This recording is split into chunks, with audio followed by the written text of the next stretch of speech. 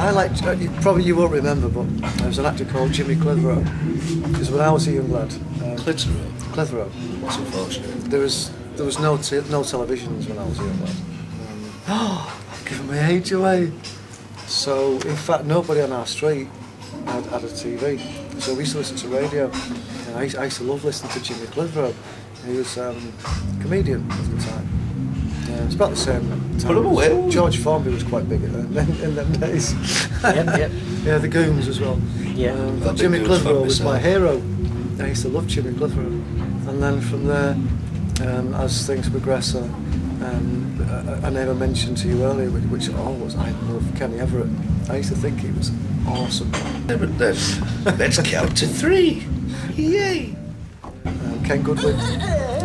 You should so do a Sid Snort lookalike. Yeah, it's kind of wacky off the wall, sometimes going over the top, you know. One thing I hate in humour, so many people love it, is this how it all has to be always happy and pleasant and politically correct. It's like, you start off with your shows, you know, they're just wholesome family entertainment. I mean, I think entertainment should be specified. I mean, you can't hit an whole genre at once because you can have so many hits and misses. You're dedicated to one, you're dedicated to another, so you should have adult humour, you should have child humour. It's learning to cross that line and learning how to separate, because then you've got 2 different shows that you can sell as well. You mean like adult entertainment and pantomime? Yeah, almost.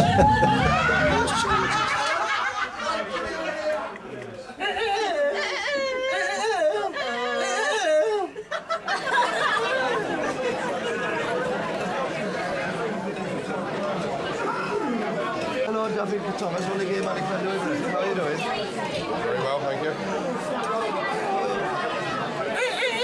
My friend Dan.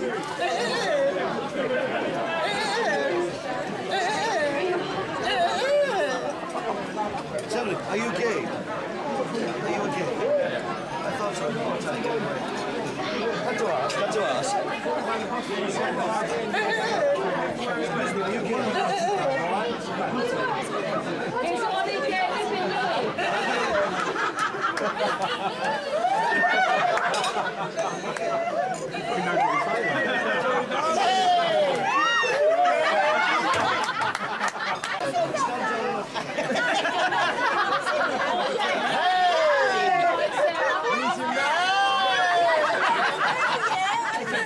I think that's a very interesting insight into where you boys have come from.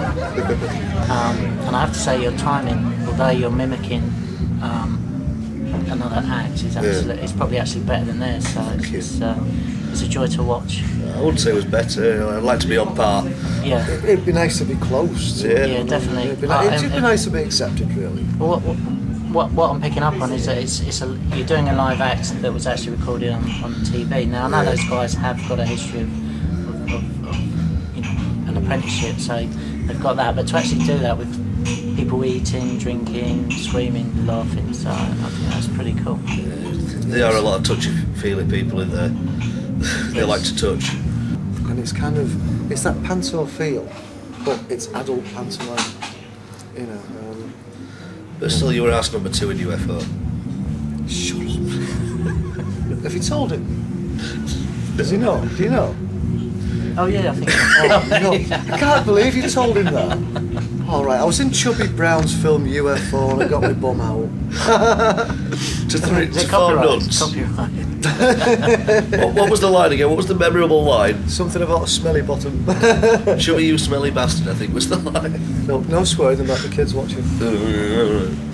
Okay, it's been a joy, lads. Thank you very much for today. Look forward to tomorrow. Thank you very much. Cheers, mate. Thanks. Lovely.